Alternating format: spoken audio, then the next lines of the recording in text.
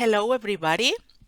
I am Rocío Bayón, researcher at the CIEMAT, and I am honored to give you this lecture entitled Latent Heat Storage Towards Validations of PCM, Phase Change Materials.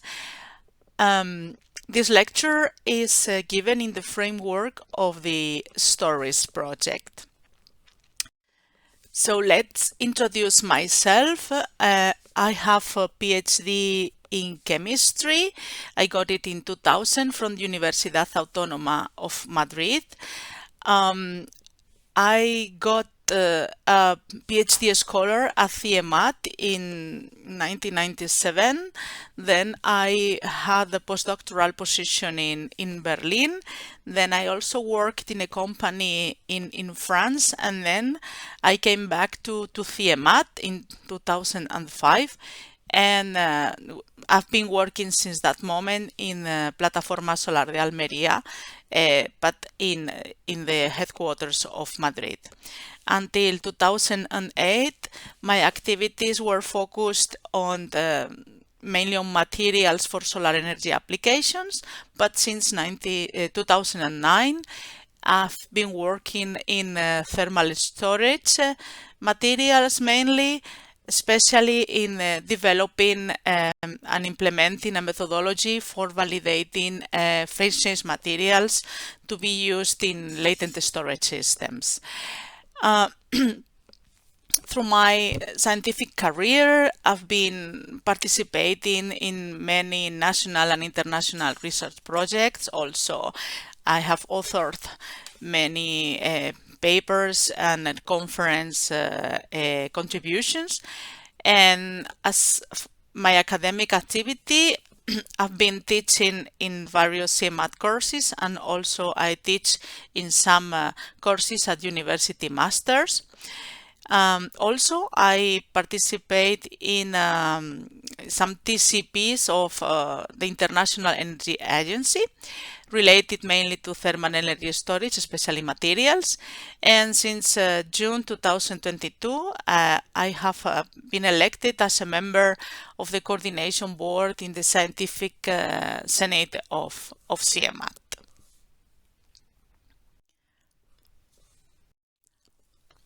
This is the overview of my presentation. I will start with a very short introduction to CIEMAT and Plataforma Solar de Almería. Then I will give you also some tips about the fundamentals of latent heat storage, also the kinds of phase change materials and their main requirements. And then I will talk about the PCM validation for long-term performance, which are the activities we carry out in our group, in our unit, and giving you some examples of some PCM that have been tested in our lab. And I will end up with some conclusions about the presentation and the CIEMAT is a public institution that depends on the Ministry of Science, Innovation and universities, and the activities there are mainly devoted to research in the field of energy and environment, and we have about 1,300 employees. Apart from the headquarters that are located in Madrid, CIEMAT has 5 territorial centers, and Plataforma Solar de Almería is one of these centers. PSA is located in Tabernas Desert, as you can see in the picture here, and until now is the largest installation worldwide that is devoted to research in solar concentrating technologies and related applications. The thermal energy storage unit belongs to PSA, and it has staff located not only in Almería but also in Madrid. So Going to the fundamentals of latent heat storage, in this case, the storage medium changes the physical phase. So the materials used in this kind of storage are called phase change materials, PCM. These materials usually undergo solid to liquid transitions, but not only. Can be other kind of transitions, for example, solid to solid. The storage process takes place at constant temperature, which is this temperature of the phase change, or the melting temperature if we are talking about solid to liquid. The storage capacity of the PCMs depends on the latent heat through this equation. In these materials, normally the heat transfer takes place by conduction because the material doesn't move. So this heat transfer strongly depends on the thermal conductivity of the phase of the PCM. Normally, the latent systems are based on indirect storage because the heat transfer fluid, that is the carrier of the heat, is different from the PCM. And usually the storage option of latent heat is applied when heat transfer fluid undergoes condensation or evaporation, but also PCMs can be used in systems in which the heat transfer fluid doesn't change the phase. Okay, so on the right you have scheme how PCM work. So if what we are doing is storage in heat, what we have is during the charge process, we have a heat source that gives heat to the PCM that converts from solid to liquid. And then in the discharge process, the PCM goes from the liquid to the solid phase, releasing heat because it is in contact with a heat sink. Of course, during the charge, the heat source needs to have higher temperature of the PCM melting temperature, and the other way around. If we want to extract heat from the PCM, we need to put it in contact, obviously, with a heat sink that has lower temperature. If we want to store cold, we would be in the other way around. I mean, the discharge would be the process in which the PCM is going from solid to liquid, and the charge process would be the process in which the PCM goes from liquid to solid. For example, because we want to store a cold, for example, if we are using the typical ice water, frozen water, if we freeze water, we are storing cold. Here we have a graph in which we can see the different kinds of PCMs we can have and their normal applications. So you see here in this graph that we have represented the enthalpy of the phase change, or the melting enthalpy, against the temperature of the phase change.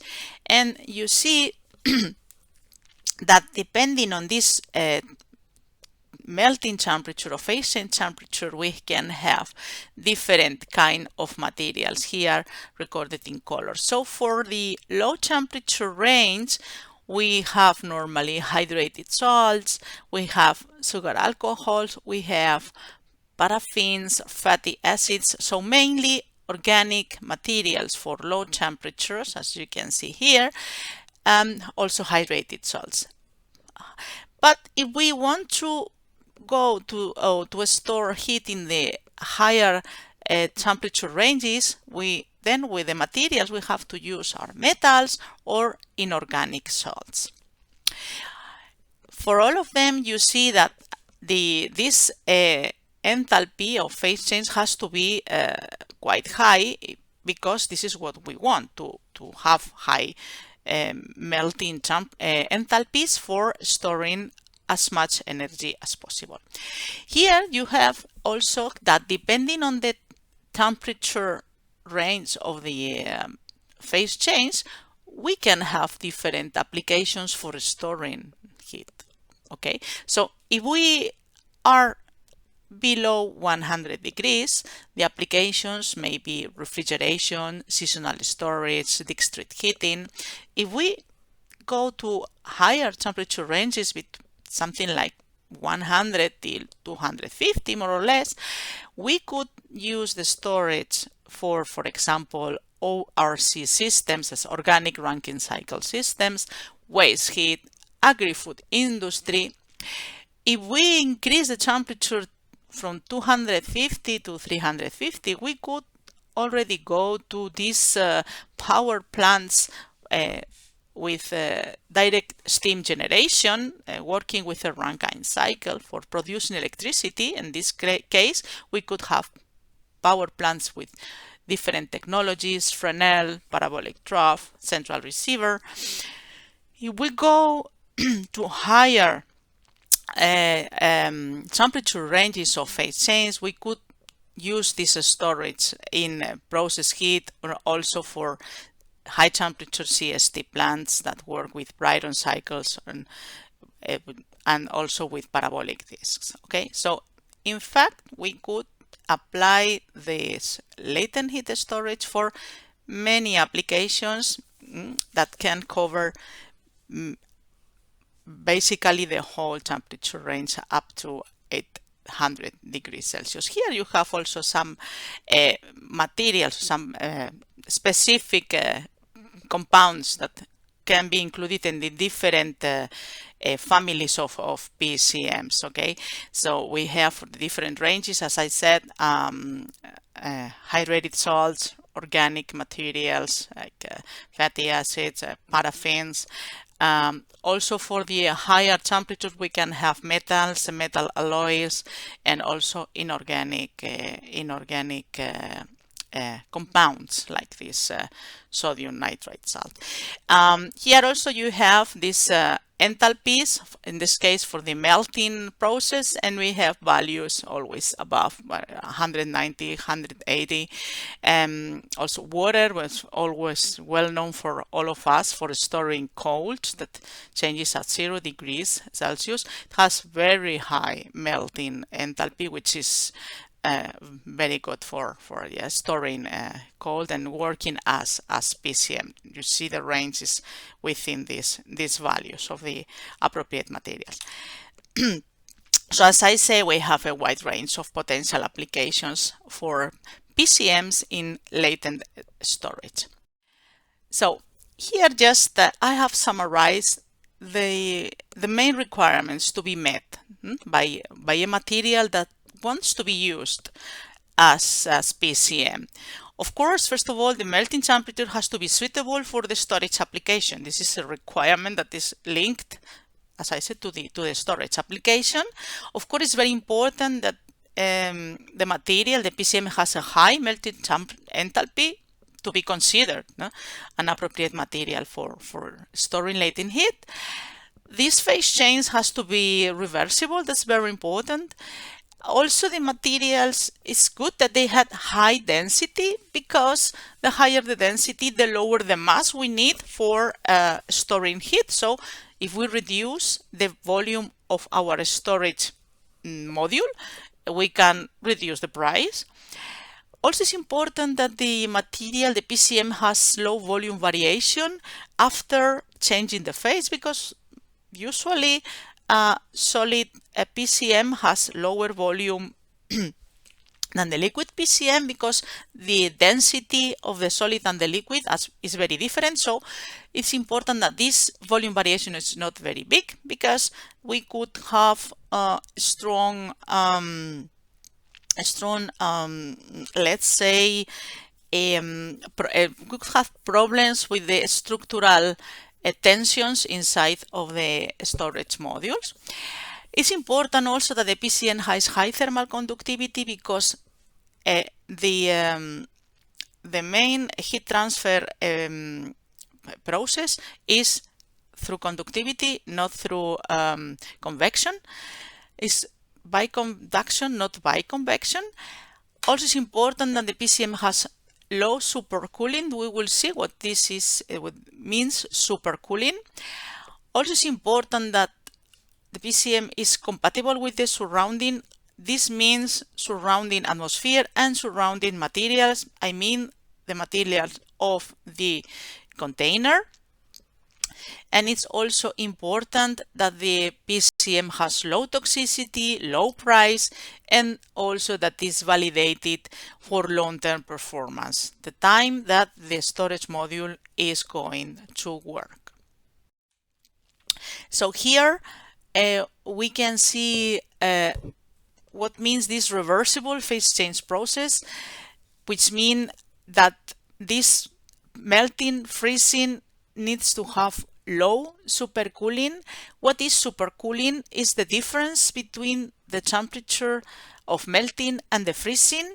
You can see here what I say, that this is a DSC, differential scanning calorimetry of the it is a thermogram for the one inorganic PCM, a commercial one, and you can, this is the heating, this is the cooling, and you can see here that during the heating we have more or less a fusion temperature, melting temperature of 20 degrees, which according with the name of the PCM. But then when you want to cool it down, when you want to freeze, what you get is that the freezing temperature is really very low comparing with this. So the important thing is that this temperature of melting and this temperature of freezing should be more or less the same, which, for example, this is what happens here in this other PCM. This is a high-tech, it's an inorganic mixture, and you see that this is the melting, this is the freezing. So the melting starts more or less at this temperature and the freezing starts at this temperature. So more or less 140 is the melting temperature and the freezing temperature. So this is the important the important thing, that both temperatures are the same. In any case, it's true that most of the materials exhibit such behavior of supercooling that can go from 1 degree to 50 degrees, but it is magnified also when we do this differential scanning calorimetry measurements, because the mass is very low.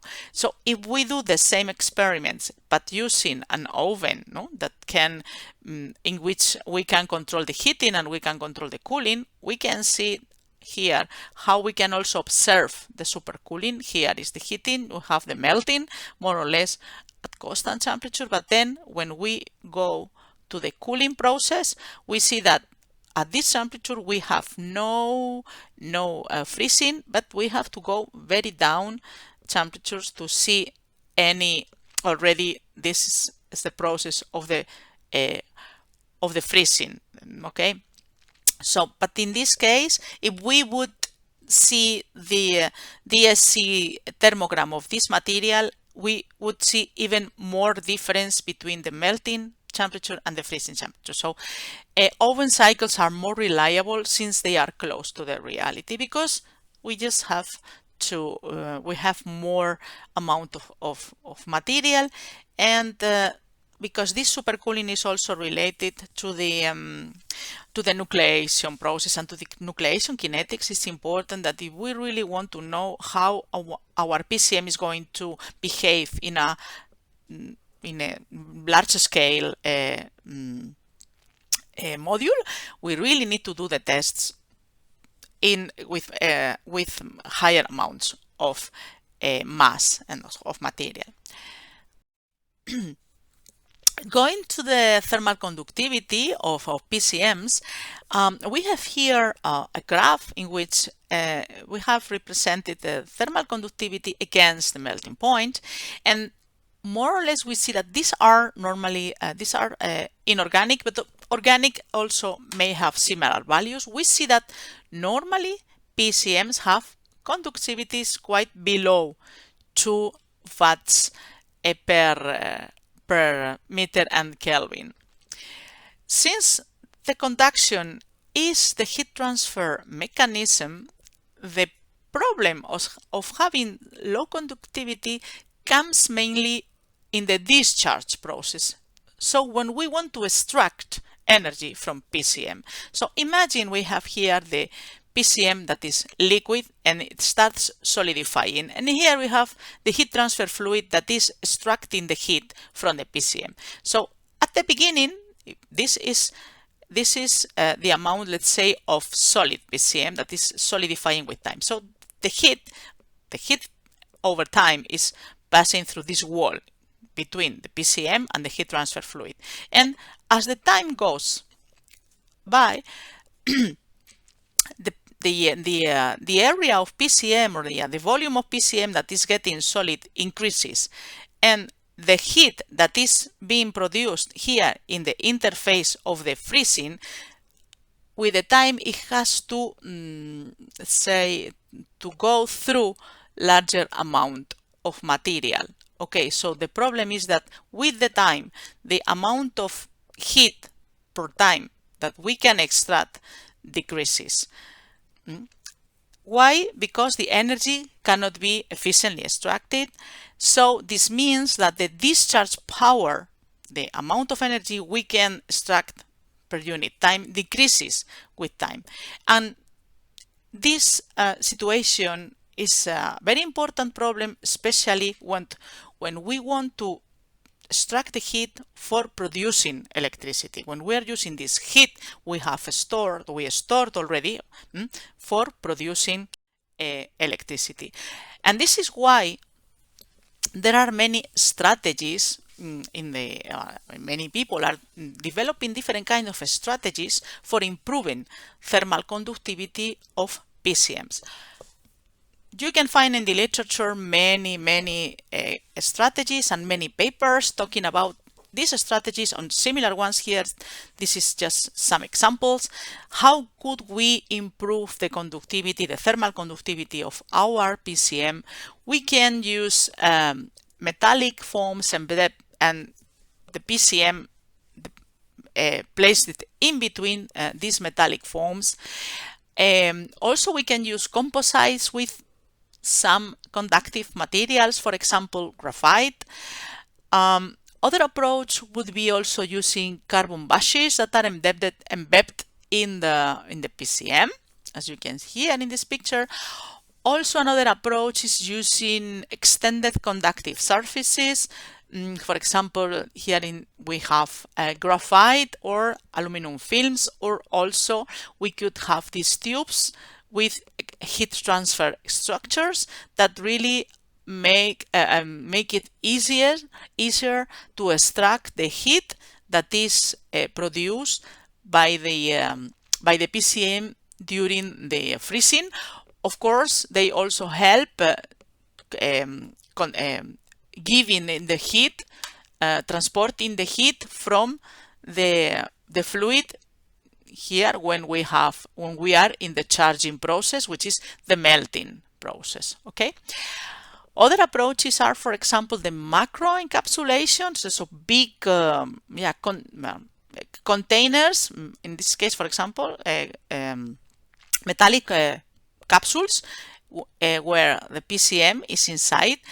These capsules can be also smaller, still micro, but smaller. And we have, I don't know, here we can have other examples, and we have like composites, and then you can cover these composites with PCM composite, and then cover with, for example, some metallic layer around. The idea is always to improve this heat transfer for improving the power, especially in discharge. Another approach that is also very interesting is the use of PCM slurries, because in this case we could transport latent heat and enhance heat transfer in fluids. Okay, so here you could, the idea is to move the PCM. In this case, we would not have the problem, or the strong problem, of the conductivity, because PCM that can be melted and frozen is already, let's say, floating inside the liquid, the heat transfer fluid, as you can see in this in this picture. And this would be the case of micro encapsulation, which should be also an important challenge for high temperature PCMs, because micro encapsulation for PCMs working at low temperature, well, more or less can be solved. Still is under development, but one of the main challenges is for high temperature storage and applications. So, and the other point that in which we are focusing a bit more is the PCM validation for long-term performance. What does this mean? This means to ensure that the PCM is going to work as we expect when it is going to be implemented in a thermal energy storage system, TES system, which means also that the PCM properties should not vary significantly during the lifetime of the storage system. Which properties are these properties? Of course, the thermal properties, the thermophysical properties that make our PCM good for working in our application and working as a storage medium. So what we need for this validation, we need to predict the PCM long-term performance under real working conditions, because this is what it's going to do when we put it in a TES system. So how we can achieve this validation? Well, we can perform tests under stress conditions.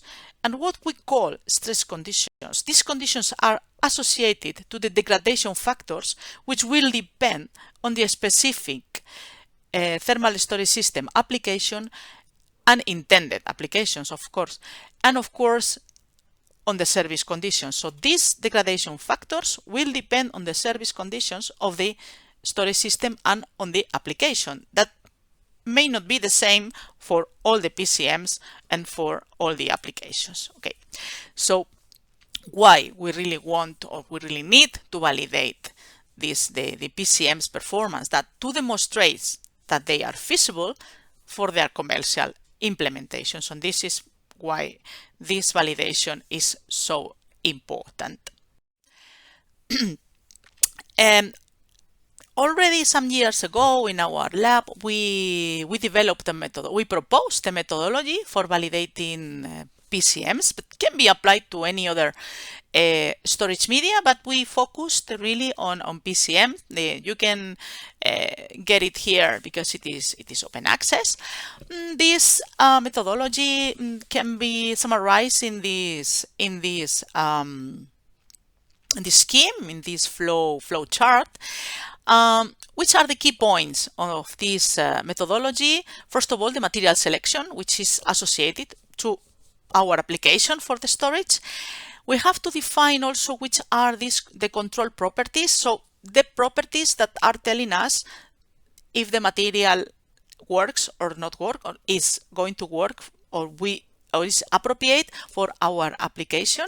So we really need to do the material characterization, which is let's say this part of the methodology. And here you can see that there is a lecture given by Daniel Lager about thermophysical properties of energy storage materials. So if you want to go deeper in this part of the methodology, you can have a look to the lecture of Daniel.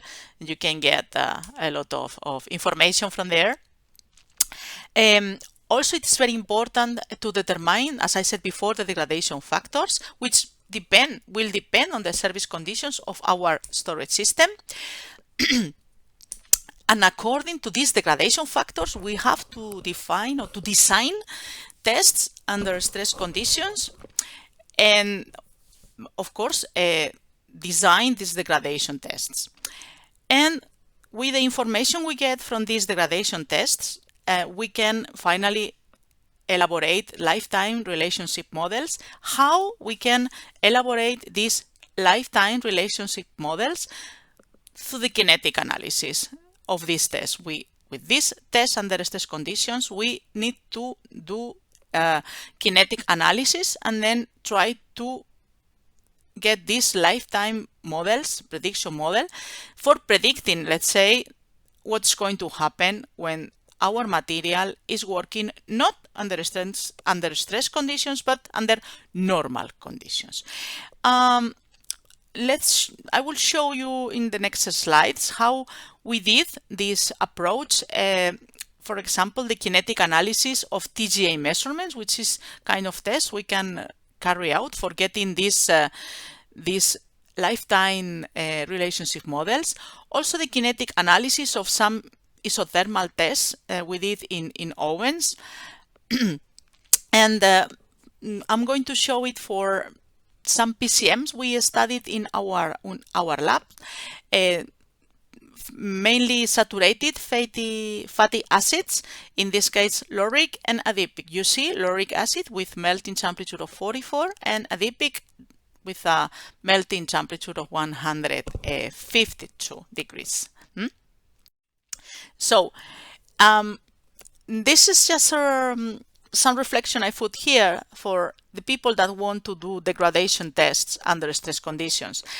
A question of the mass scale, let's say. So here I just put in this graph, I just wanted to show you which are the mass scales we normally consider when we want to do these degradation studies for the stress conditions.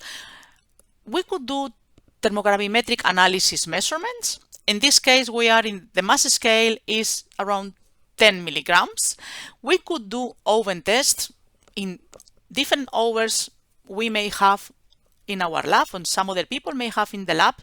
This mass may go to 5, 10 grams, 20 grams, in the order of grams. And then if we just move to the prototype scale, in this case, we could talk about the range of kilograms, 1, 10, 20, whatever. So if we take into account the people that we did the studies of TGA measurements and oven tests, these tests have several limitations. We know the people that have been working on that, we know that have limitations. But the problem is, are we willing to make degradation studies at prototype level? Because if we don't know if a material is going to work, we should know before constructing a prototype if this material is going to work more or less as we expect. No? So our main question is, would it be possible to predict degradation in real system just from TG or thermogravimetric analysis and oven test? That's the point. That we really could we predict or validate a PCM already working at this stage and not moving to this size, which is, I mean, the scale, this is logarithmic scale, so that's 1000 times jump, let's say, in mass, the amount of mass and in the complexity and the construction. Okay. Here, just to show you the two families of PCM we have studied in our lab.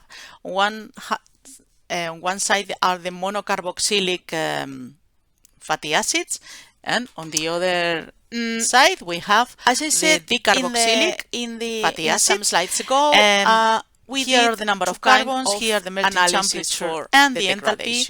Here the same. You see, on one hand, these materials have potential for low temperature storage applications, and I think there are also other labs that are already working on them. What we get? We get the carboxylic monitored over time, or percentage melting temperatures. Sample sizes they have around 10 milligrams mid-temperature storage tests we perform in industrial applications, so they are in different gas atmospheres, but for other you're going to have a look again to the presentation of Daniel Lager, where he explains probably more about this technique. Compare and we also have number of carbons in our lab. We also carried out of isothermal tests we see in ovens that the oven you see quite not very complicated. Even with number of carbons have higher between 1 values, not only sample masses here enthalpy, but also between on 0.5 and 4 grams, depending and the same happens with the carboxylic acid. So the containers are open the family members with the best, the highest values containers of thermophysical properties. In this case, the ones with we do the experiments under air atmospheres, and number of course the sample is weighted before the ones we have the studies, which are the main advantages of the oven test. The experimental conditions are closer to the real working conditions. Okay, so it's not kilograms, but at least it's not milligrams. We are in the other, let's say, mass range of the previous graph I show you. And the important thing is also a part of mass loss, which is the only thing we can see in TGA measurements. We can see other degradation processes, for example, if there is any color change. Okay, so for the specific case of fatty acids, what we observed was evaporation, because we observe a mass loss, but also we observe a color change. Evaporation, we can say, is a physical degradation, and the color change clearly indicates that there is a chemical degradation. Evaporation of mass loss can be also chemical degradation if before there is a chemical change and then there is an evaporation, or an evaporation of the products, or the products are gases. Okay, so but more or less we can just put them like this, taking into account that in the evaporation different processes can be included, not only evaporation. So with the results of the TGA measurements, we can carry out kinetic analysis. This can be found in many papers in the literature. This is just a little example of what we did. Can be, as I said, there are many approaches for doing this kinetic analysis of TGA. All of them, of course, are based on the reaction rate equation, which is this one here.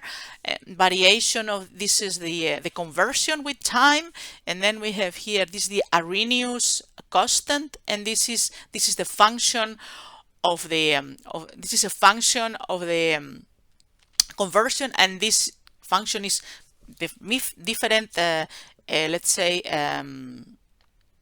numerical or analytical functions that normally are related to the kind of mechanism of the reaction. Okay, this I'm not going to enter in this. You can have a look in the literature for that.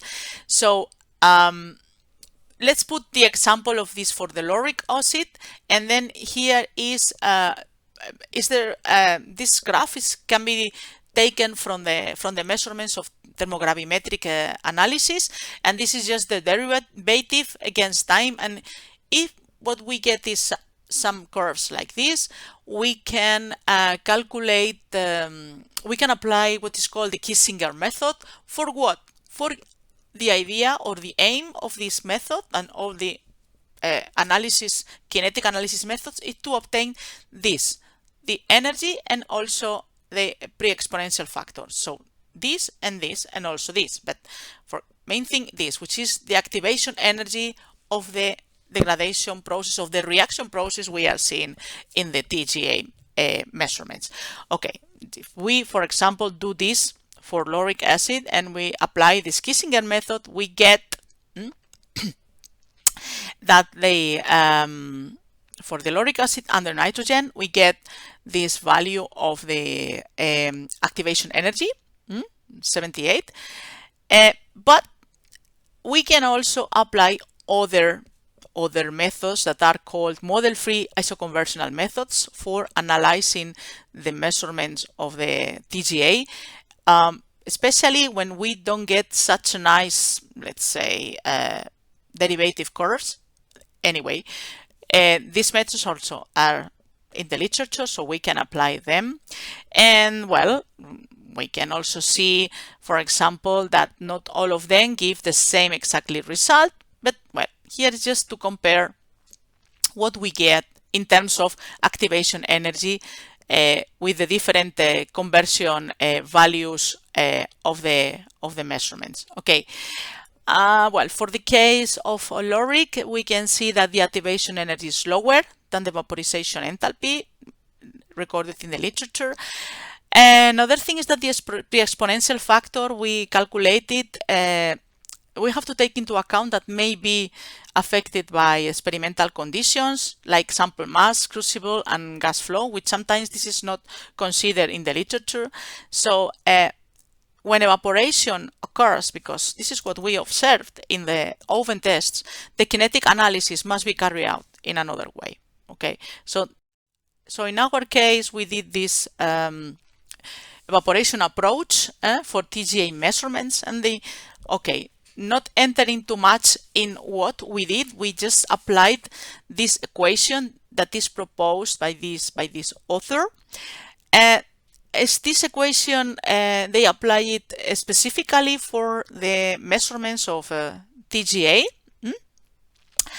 And well, here the data, you see that in this case the reaction rate is expressed in terms of moles, surface of the sample, and time. So, but important, amount of material and surface of the material, which was not considered in the conventional reaction rate equation. Okay, so in fact, this equation, we use it for measurements of thermogravimetric measurements, but for water. So we wanted to validate this equation with water, because we are sure that in water only evaporation is taking place. We know very well the physical properties of the water, and we did it for different rates. So we could validate this equation and with our TGA apparatus for the water. So we applied the same approach to the fatty acids. Here we have an example of the adipic acid. These are the measurements of the results from we have a look to this equation. TGA expressed already in mole variables and velocity, partial pressure of evaporation sample against temperature, and we see that for energy, that is activation energy of condensation process, and this is because the surface of the liquid taken from this equation, we know it is constant. This equilibrium pressure is given quite well by, or can be calculated. On the other hand, we could also say, okay, let's and this is the temperature of the test, and this is the pressure above this equation and the conventional of the liquid surface rate equation. So we can assume that the reaction mechanism is the results from them with this function being 1 done. So the conventional rate equation in the oven is like this, constant temperature. Here, of course, and in the exponential factor, to see we can express this equation with similar energy to the conventional rate equation, but in this activation energy, the exponential factor has a condensation units, and activation energy depends on the initial sample mass, fits and the container geometry. The points that we are getting experiment. In any case, we have to take into account that the kinetic results obtained that TGA cannot be directly used for estimating the degradation velocity is this one. But of a PCM and the real working conditions, pressure above the surface, we don't need to forget lower that the pressure is of the equilibrium that is given by the temperature of our test. In the long term of our test, not in the short term, but in the long term. Okay. Also, and this pressure is very important to say, can be associated to a temperature, of course, that must be lower than the testing temperature with oven test. That's so. I mean, it's quite obvious. So, in our case, we were just choosing different values of this energy, and but has to be the same for all the curves, of course. So here for the case of adipic acid, we got this 35 kilojoule per mole plus minus 1. So, I mean, in the end, the variation of if we vary a lot this value, these curves would move above and below. So it's not very complicated just to check different values even by hand. We don't really need to do any complicated simulation. Okay, in the end, I mean, this is the error, so it's not very big athletes. We can use this for guessing what's going to happen to the mass loss over time due to evaporation in the different PCMs we have tested. Of course, in open system at temperatures close to melting temperature, because these are the conditions in which our PCM is going to work. Okay, so in open systems, for the case of lauric acid, whose melting temperature is 43, 44 degrees, here we have the curves. If we keep our PCM 10 degrees, 15 or 20 degrees above the melting temperature for, you can see, years. In which situation the surface is 1 square meter of the container, but we can put 1, it's okay. And then this pressure above the sample is 0, which is the worst case, because this would mean that all the lauric acid is evaporating, is being removed, which cannot be really realistic. So this is the worst case. And even in this worst case, what we can see here is after 20 years, 20 years time working, even at 20 degrees above the melting temperature, which maybe is not like this all the time, we just lose 1 kilogram per square meter in this situation. So what we can say, at least from the point of view of evaporation, that this PCM can be validated, can be used, because the evaporation is going to be very low. However, for the adipic acid melting at 153 or 52, in this case, we really cannot be in the worst case. We could say, okay, we can be, but we can assume that the pressure above the surface is more or less the same as if it was at 4 degrees below the melting temperature. Okay, and in that case, and working at, you see, temperatures just slightly above the melting temperature, you see that these are months. So the amount of adipic acid we would lost is very, very big. At least imagine 100 kilograms, more or less, more than 100, will be lost in a year if we work at 160, which is just 7, 8 degrees above the melting temperature, which is very, that's very, value is very, very, very, very normal. That because when we melt a PCM, we have to keep it for a while, melt it, so with a temperature above the melting temperature. So at least from the evaporation point of view, we cannot say that the adipic acid is validated yet, because we could think that maybe we can put it in closed containers. So if we keep this PCM in closed containers, we may avoid the evaporation. So we have to see what will happen in closed containers. And this, for finalizing here, we have, as I said before, in the oven tests, we could really see other degradation tests that we may not see in TGA measurements. So, for example, here, if there is any color change. So, and this is what we observed, not only in lauric, but also in adipic acid, a strong color change. This means that other products, some chemical degradation has occurred. So some compounds have formed. How can we detect these degradation compounds? Different analytical techniques like vis UV, for example, that is quite simple and is useful when we can see if we observe that color products are formed. Okay, so well, in this case, this vis UV analysis gives us spectra and absorption spectra. This absorption spectra can be deconvoluted using Gaussian curves. This is the normal procedure, and the point is that the pure fatty acids give peak, but also we observe also additional curves that are associated to the color products because they appear at higher wavelengths, that is lower wave numbers, because this is how this is analyzed.